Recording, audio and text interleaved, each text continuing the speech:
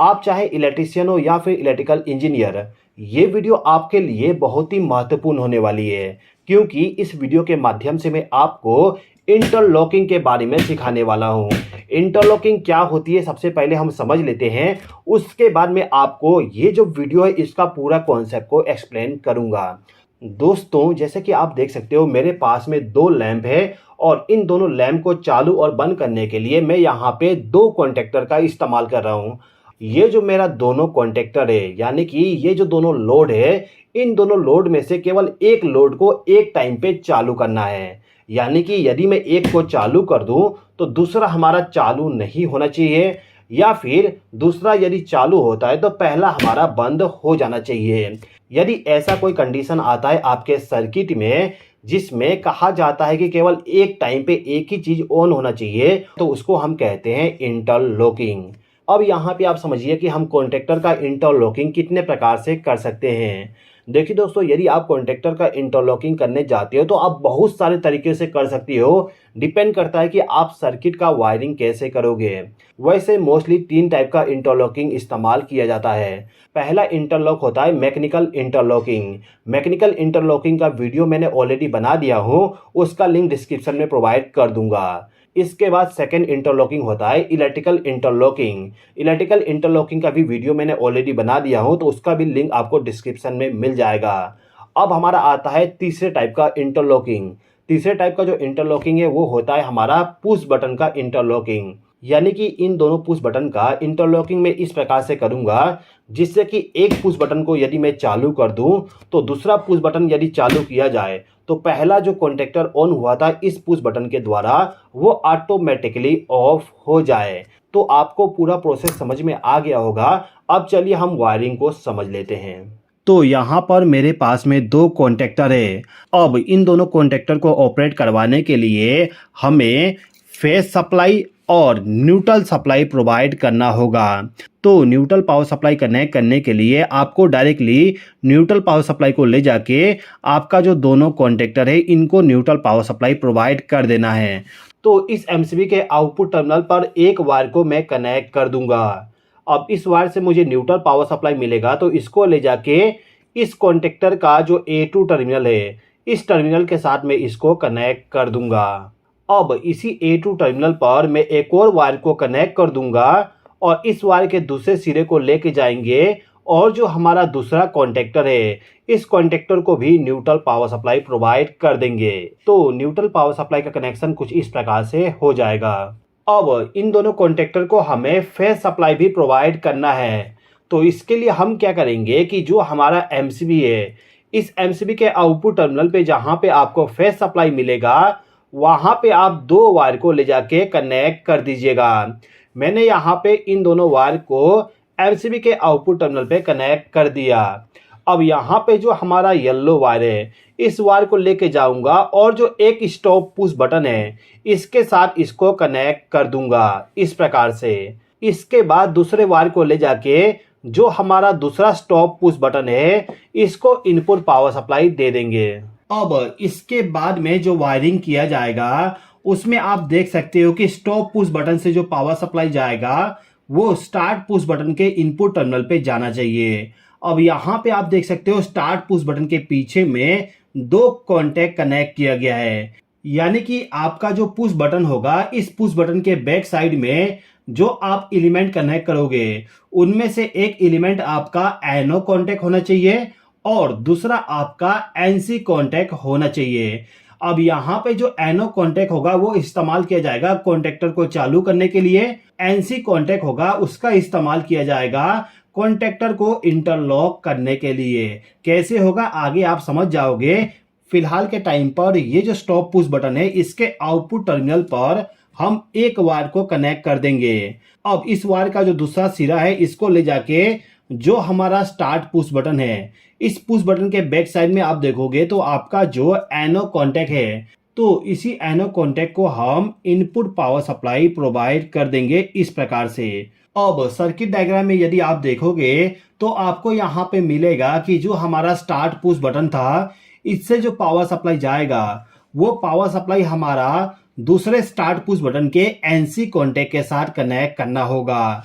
यानी कि आपके दूसरे कॉन्टेक्टर को ऑन करने के लिए जो आप स्टार्ट पुश बटन इस्तेमाल करोगे, उस पुश बटन में आपको एनो कॉन्टैक्ट और एक एनसी कॉन्टैक्ट का इस्तेमाल करना होगा।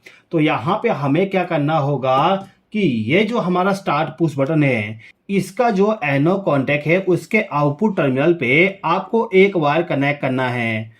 अब इस वायर का जो दूसरा सिरा होगा इसको लेके जाएंगे और जो हमारा दूसरा स्टार्ट पुश बटन है, इसका जो एनसी कॉन्टैक्ट है, तो इसी एनसी कॉन्टैक्ट के साथ आपको इस वायर को ले जाके कनेक्ट करना है। अब इसके बाद ये जो हमारा दूसरा पुश बटन है, इस पुश बटन के साथ में जो एनसी कॉन्टैक्ट लगा हुआ था, इस कॉन्टैक्ट के आउटपुट टर्मिनल से एक वायर को ले जाके आपका जो पहला कॉन्टेक्टर है, इस कॉन्टेक्टर को ऑन करने के लिए A1 टर्मिनल पे आपको फेज सप्लाई को ले जाके कनेक्ट करना है। तो इसके लिए इस पुश बटन का जो एनसी एलिमेंट है उसके साथ एक वायर को कनेक्ट कर दूंगा। अब इस वायर का जो दूसरा सिरा होगा इसको लेके जाना है और जो आपका कॉन्टेक्टर है, इस कॉन्टेक्टर में आप देखोगे तो आपको यहाँ पर A1 टर्मिनल मिल जाएगा। यहाँ पर A1 लिखा हुआ है, तो इसी टर्मिनल के साथ हमें इस वायर को कनेक्ट करना होगा। तो मैं यहाँ पे सिंपली इस वायर को ले जाके कनेक्ट कर देता हूँ इस प्रकार से।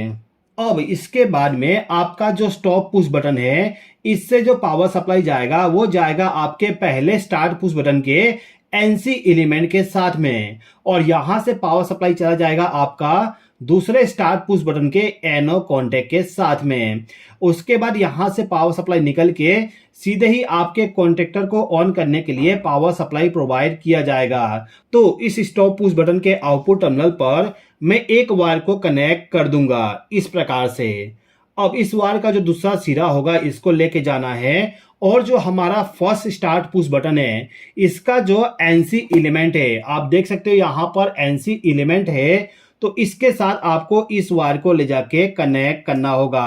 अब इस स्टार्ट पुश बटन के आउटपुट टर्मिनल पर हम एक वायर को कनेक्ट कर देंगे और इस वायर को ले जाके सीधे ही हमारा जो सेकंड स्टार्ट पुश बटन है, इस पुश बटन का जो एनो कॉन्टैक्ट है, आप देख सकते हो यहाँ पर एनो कॉन्टैक्ट का सिंबल बनाया गया है, तो इसी कॉन्टैक्ट के साथ आपको इस वायर को कनेक्ट करना होगा।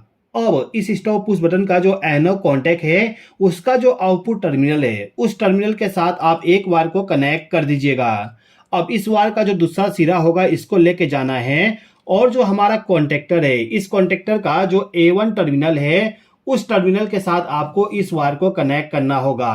अब इसके बाद में जो वायरिंग किया जाएगा उसमें आपको क्या करना होगा कि जो आपका स्टार्ट पुश बटन है, इन दोनों पुश बटन का जो एनो कॉन्टैक्ट है उसके पैरेलल में आपका जो कॉन्टेक्टर है, उस कॉन्टेक्टर का एनो कॉन्टैक्ट को होल्डिंग के लिए इस्तेमाल करना है। तो ये जो स्टार्ट पुश बटन है इसका इस्तेमाल किया गया है इस कॉन्टेक्टर को चालू करने के लिए। तो हम क्या करेंगे, इस स्टार्ट पुश बटन के इनपुट टर्मिनल पर, यानी कि एनो कॉन्टैक्ट के इनपुट टर्मिनल पर एक वायर को हम कनेक्ट कर देंगे। अब इस वायर का जो दूसरा सिरा है इसको लाके आपका जो कॉन्टेक्टर है, इस कॉन्टेक्टर का जो एनो कॉन्टैक्ट है, उस कॉन्टैक्ट के साथ आपको इस वायर को कनेक्ट करना होगा। अब इसी पुश बटन का जो एनो कॉन्टैक्ट है, उस एनो कॉन्टैक्ट के आउटपुट टर्मिनल पर उस एनो कॉन्टैक्ट के साथ इस वायर को मैं कनेक्ट कर देता हूँ। इस प्रकार से आपको कनेक्ट करना होगा। अब इस वायर का जो दूसरा सिरा है इसको लेके जाइए और जो आपका कॉन्टेक्टर है, इस कॉन्टेक्टर का जो एनो कॉन्टैक्ट है आउटपुट वाली, उसके साथ आप इसको कनेक्ट कर दीजिए। देखिए, पहले हमने यहाँ पर इस वायर को कनेक्ट किए थे इस पुश बटन के इनपुट टर्मिनल से। अब इसी के आउटपुट टर्मिनल से हम एक वायर को ले जाके इस स्टार्ट पुश बटन के आउटपुट टर्मिनल के साथ इस वायर को कनेक्ट कर दिए।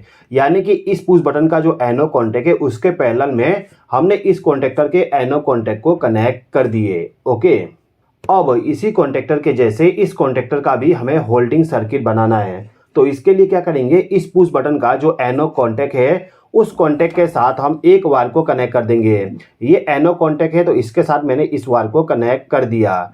अब इस वायर का जो दूसरा सिरा होगा इसको लेके जाएंगे, इस कॉन्टेक्टर का जो एनो कॉन्टैक्ट है उस कॉन्टैक्ट के साथ में इस वायर को कनेक्ट कर दूंगा इस प्रकार से। अब इसी एनो कॉन्टैक्ट का जो आउटपुट टर्मिनल है, इस टर्मिनल के साथ हम एक वायर को कनेक्ट कर देंगे।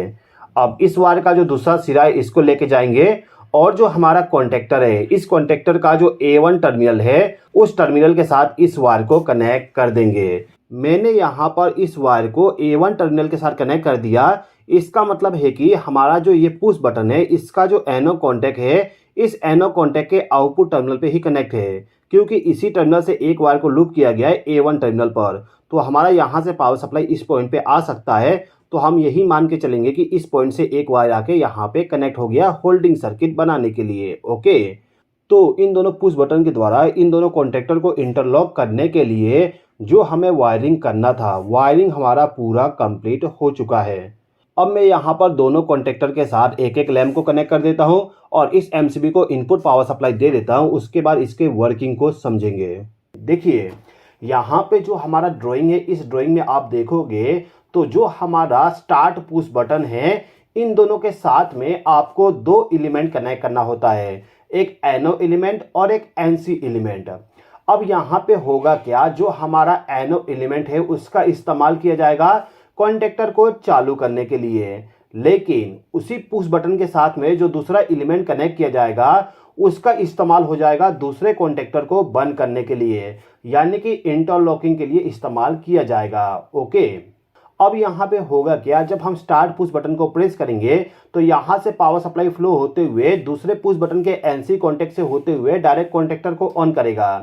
अब मान लीजिए कि ये कॉन्टेक्टर आपका ऑन है, उसके बाद आप इस पुश बटन को प्रेस करोगे, यानी कि इसको चालू करने के लिए यदि आप इस पुश बटन को प्रेस कर दिए तो उस कंडीशन में इसी पुश बटन के साथ में ये जो एनसी कॉन्टेक्ट लगा हुआ है ये ओपन हो जाएगा और इसके ओपन होते ही क्या होगा, सर्किट ब्रेक हो जाएगा, जिस कारण से हमारा ये वाला कॉन्टेक्टर बंद हो जाएगा, यानी कि इंटरलॉकिंग हमारा काम कर देगा। ओके, तो यहाँ पे आप प्रैक्टिकली देखिए, मैं यहाँ पे एमसीबी को ऑन कर देता हूँ। एमसीबी को ऑन करने के बाद मेरा जो ये वाला कॉन्टेक्टर है इसको चालू करने के लिए ये वाला जो पुश बटन इस्तेमाल किया गया इसको प्रेस करता हूँ। इसको प्रेस करते ही मेरा कॉन्टेक्टर ऑन हो गया। आप देख सकते हो लैंप भी ग्लो हो रहा है। ओके, अब यदि मैं इसको बंद करना चाहूँ तो इसको प्रेस करके बंद कर सकता हूँ। इसके बाद इसको चालू करना हो तो स्टार्ट पुश बटन को प्रेस कर दिया, चालू हो गया, और बंद करने के लिए स्टॉप पुश बटन को प्रेस कर दिया, बंद हो गया, यानी कि चालू बंद तो आराम से हो रहा है। अब यहाँ पर हम इन दोनों कॉन्टेक्टर का इंटरलॉकिंग चेक कर लेते हैं। तो सबसे पहले मैं इस पुश बटन को प्रेस करके इस कॉन्टेक्टर को चालू कर दिया। अब मैं यदि इस पुश बटन को प्रेस करूंगा तो आप देखना ये वाला कॉन्टेक्टर चालू हो जाएगा लेकिन ये वाला बंद हो जाएगा। आप देखिए, जैसे कि आपने देखा ये चालू हो गया और ये वाला बंद हो गया, यानी कि इंटरलॉकिंग यहाँ पर काम कर रहा है। अब मैं दोबारा से इस पुश बटन को प्रेस करूंगा तो ये वाला ऑफ हो जाएगा और ये वाला चालू हो जाएगा।